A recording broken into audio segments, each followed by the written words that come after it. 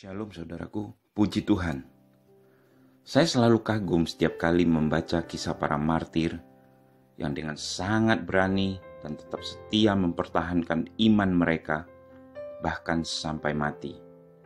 Salah satu di antaranya yang sangat terkenal adalah seorang pria tua yang bernama Polikarpus, murid dari Rasul Yohanes.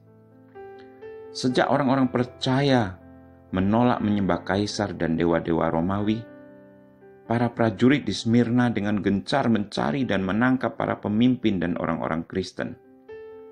Polikarpus, uskup yang disegani di kota itu, juga termasuk orang yang paling diburu oleh mereka. Atas desakan orang-orang percaya, akhirnya Polikarpus dibawa untuk disembunyikan di sebuah ladang. Meskipun hamba Tuhan ini tidak takut mati, teman-temannya terus mendesaknya untuk bersembunyi.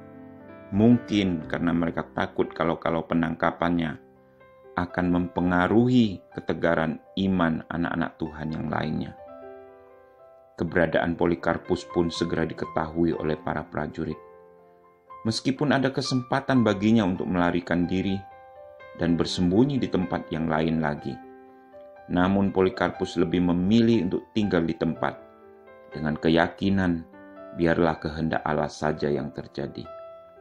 Pada waktu para prajurit hendak menangkapnya, dia menerima mereka seperti tamu, memberi mereka makan, dan meminta izin selama 1 jam untuk berdoa sebelum dia dibawa.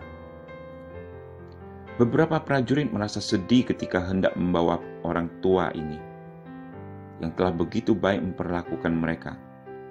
Dalam perjalanannya kembali ke Smyrna, kepala prajurit yang memimpin pasukan itu berkata, "Apalah salahnya engkau menyebut kaisar sebagai Tuhan dan membungkukkan tubuhmu di hadapannya?"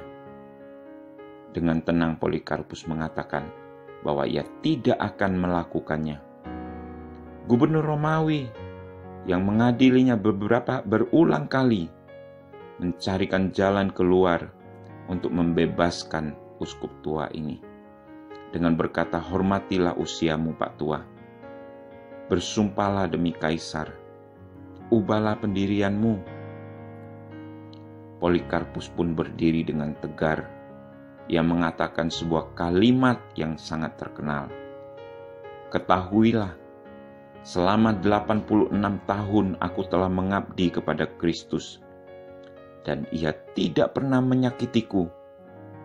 Bagaimana aku dapat mengkhianati Kristus yang telah menyelamatkanku?" Gubernur Romawi itu pun mengancam akan melemparkan dia ke binatang-binatang buas dan akan dibakar hidup-hidup.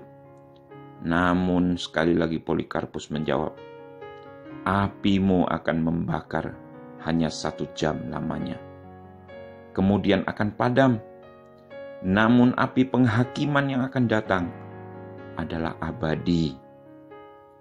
Akhirnya Polikarpus dinyatakan sebagai orang yang tidak akan menarik kembali perkataannya.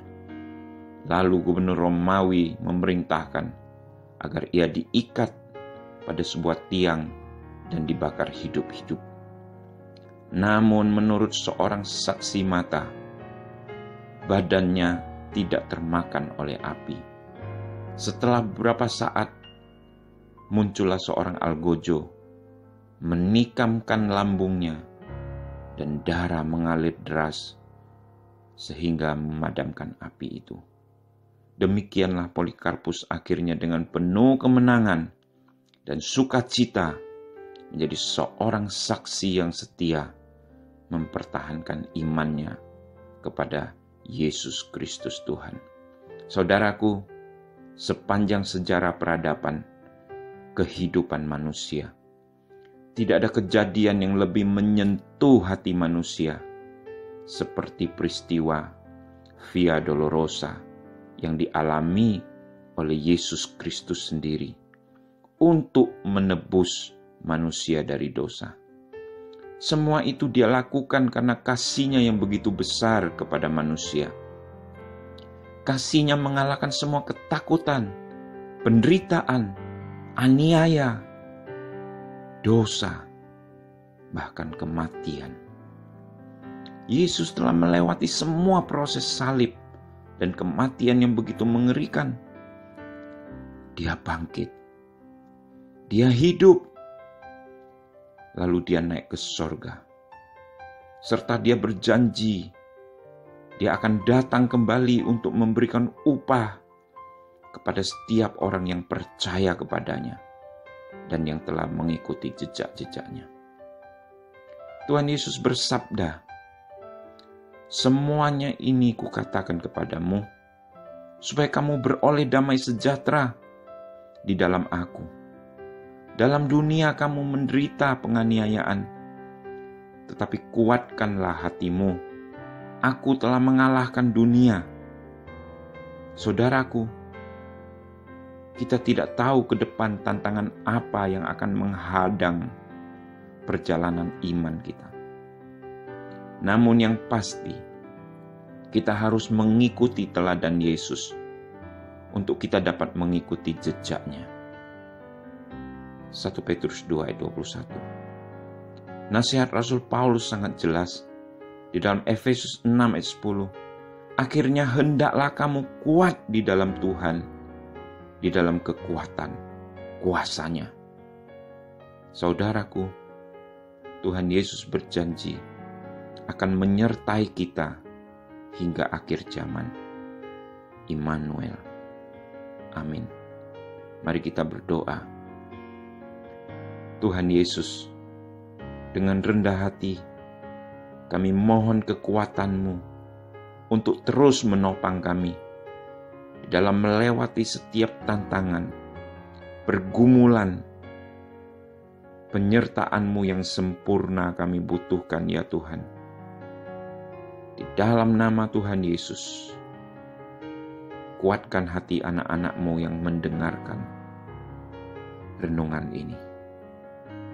Amin. Saya Philip Hui. Tuhan Yesus memberkati.